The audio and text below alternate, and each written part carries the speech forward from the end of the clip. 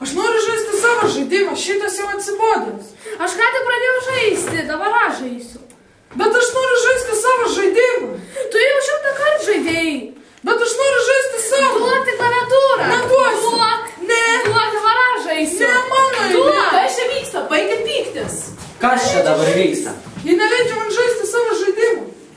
Vaikai, sugalvojau žaidimą.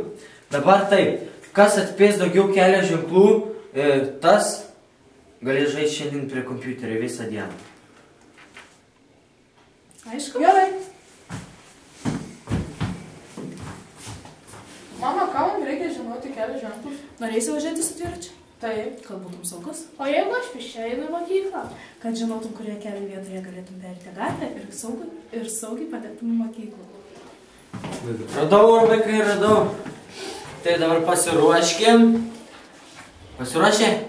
Pirmas. Vaikai! Teisingai. Tai kaip čia? 1-0. Nu.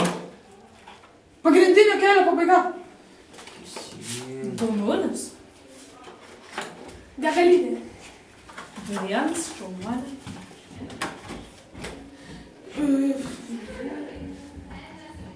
Ilsėjimosi vieta. 3-1. Taip. Pagrindinis kelias. 3-2. Kelio darbai. Teisingai. 4-2. Automagistralė. Teisingai. 4-3. Kavinė. Teisingai. 5-3. Pėsčių perėti. Teisingai. Tai va, laimėjo Edvinas. Jeee! Šiandien jisai sėdės prie kompiuterio. O tau teks mokytis, kaip eismo taisyklės.